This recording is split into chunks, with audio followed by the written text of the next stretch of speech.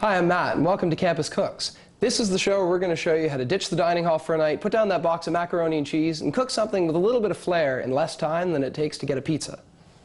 So today what we're going to be doing is a lovely seared piece of pork. We've got to start, as with any recipe, any good cook, you always start with your mise en place, which literally is just the fancy French way of saying put everything on the counter. So what I've got here is I've got some fresh Brussels sprouts that we got at the market. And all I've done is I've rinsed them off under the sink, and I've cut the ends off because they're a little bit woody and not very nice to chomp on, and cut them in half.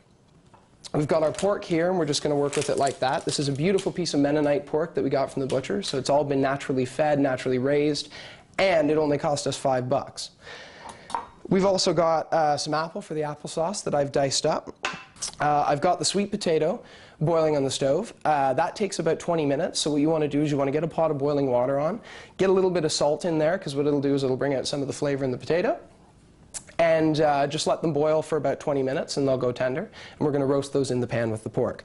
So first thing we're going to do before the pork goes in the pan is we're going to season it. And you always want to season your meat with just a little bit of salt and pepper. Good thing to go and spend a little bit of money on. A box of salt's $1.50. A pepper grinder's maybe, this thing cost me about $4, and then you'll always have them, and you'll hardly ever use them all up. So all we're going to do is just take this pork here, and we're just going to give it a little pinch on both sides. Put it back down on the paper.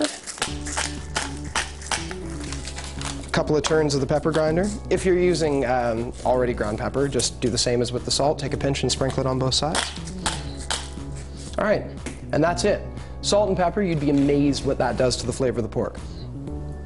So all we're going to do now is go to the pan and start cooking. So what we're going to do now is we're going to sear the pork. So when you're searing, what you want is you want your pan really, really hot. You want it almost smoking. So I've got the pan on high heat. It's been heating up for a few minutes. And what we're going to do now is we're going to put a little bit of olive oil in. Ideally, you would use vegetable oil or canola oil, but we're just going to use olive oil because it's what I have and it's a little more versatile. So now, pan's nice and hot. You can see a little smoke coming up from the oil. All I'm going to do is lay the pork down.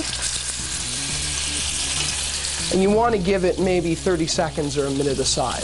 And what that's going to do is it's going to get nice and brown and all the flavors are going to come out. And then when we put it in the oven, it'll have all those flavors working already. So now that I'm on to the second side, what I'm going to do now is, because we're doing this all in one pan, just going to take these sweet potatoes that I've had boiling for about 20 minutes and try and get all the excess water off them, because oil and water don't mix for all you chemistry students out there. And we're just going to sear these as well. And sweet potatoes have a lot of sugar in them, and searing brings out the natural sugars. And so they'll be really, really tasty, almost like candy when you pull them out. Now what we're going to do, sprouts, and what we're going to do is just bake this all in the pan together. When you've only got one pot and one pan to work with, you want to try and consolidate things. So we're just going to sprinkle these in as well. All right.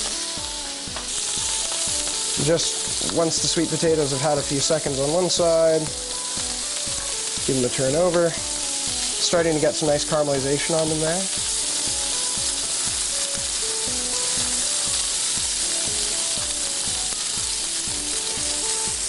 What I'm going to do now, so this whole mass doesn't dry out, is I've just got a glass of water.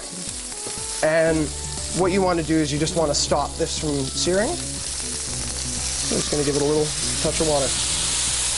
And the oil will spit and crackle and call you nasty names. So I've put the pork in a 425-degree oven. What we're going to do is cook it for about 20 minutes. That'll give plenty of time for the Brussels sprouts to cook, for the pork to cook straight through. What you want to do is keep an eye on it though, because if your oven cooks hotter or colder, sometimes ovens do that, you don't want the food to burn and you also don't want the pork to be undercooked. So just keep a watch on it, and we'll check back in that in about 20 minutes. So we've got our lovely pork here, and you can see the Brussels sprouts and the potatoes have gone all nice and brown and caramelized. And the pork itself, you can just touch it. If it feels firm, if it springs right back at you, then it's done. Fall's such a wonderful time of year, and this dish just reminds me of fall. It's warm and it's cozy. It's just a lovely little bit of comfort food. And it's really simple to make. That took us no more than a half an hour. So there you go. From nothing to a beautiful dish in 30 minutes. I'm Matt, this is Campus Cooks, and we will see you next time with more simple, easy recipes.